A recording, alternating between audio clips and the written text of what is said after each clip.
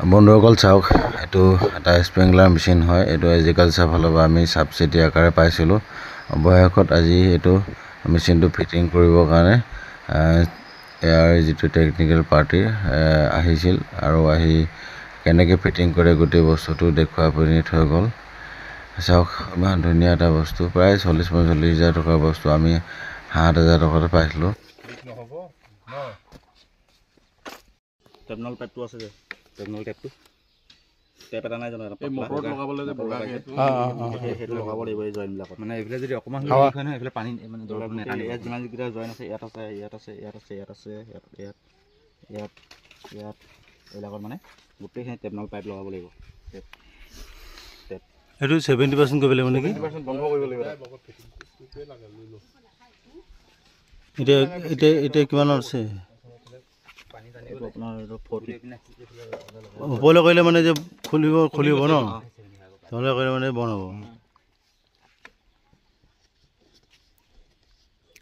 70% বোলো নাই, ইয়াত 20 আছে। 20 মানে ইয়াত মিডলত থৈ দিব। বন্ধুসকল, আপোনালোককো যদি এই মেচিনটো লাগে, আপোনালোকে মোৰ লগত যোগাযোগ কৰি আপোনালোকে এই মেচিনটো ল'ব পাৰিব। আৰু ইয়াৰ অনলাইন এটা প্ৰচেছ আছে। অনলাইন প্ৰচেছৰ কাৰণে এটা মিনিমাম ফিজ এটা দিব লাগে। আৰু যেতিয়া আপোনালোকৰ এই মেচিনটোৰ নাম আহিব, আপোনালোকক ফোন কৰিব। ফোন কৰাৰ পিছত আপোনালোকৰ এই মেচিনটো ছাবচিডিকে দিব লাগে। মুঠতে আপোনালোকৰ গোটেই বস্তুটো প্ৰায় 40,000 টকাৰ বস্তু এটা আপোনালোকে এই 7,000 টকাত পাব।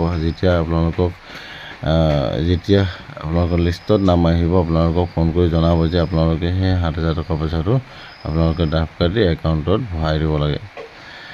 আপোনালোকৰ একাউণ্টত ভৰাই দিয়া ঠিক সপ্তাহ 10 দিনৰ ভিতৰত আপোনালোকৰ মেচিনটো এগ্ৰিকালচাৰ যোগেদি আপোনালোকৰ ওচৰলৈ আহি যাব।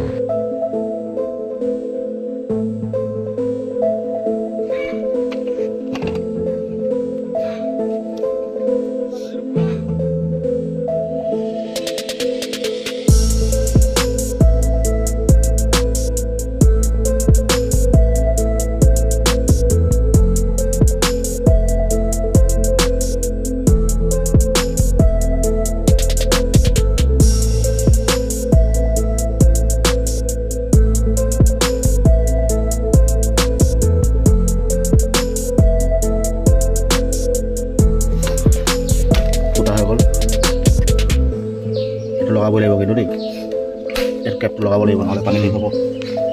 তাৰপিছত এই পইণ্টটো আছে, এই পইণ্টটো ইয়াত বহাই উঠাই দিব। সোমাই গ'ল, এইটো গুজি দিব। তাৰপিছত এইটো মাটিত গুজি দিব।